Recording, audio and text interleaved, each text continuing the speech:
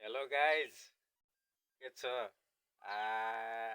टक्कै यहाँ देख्न सक्नुहुन्छ है च्याउ च्याउ राम्रो छ कि म राम्रो छ भन्नु है गाइज कस्तो बवाल छ है च्याउ फेरि यहाँ देख्न सक्नुहुन्छ टक्क लाएर टक्क है ए च्याउ खाने हो लाउनुहोस् लिनुहोस् न के हेरेको र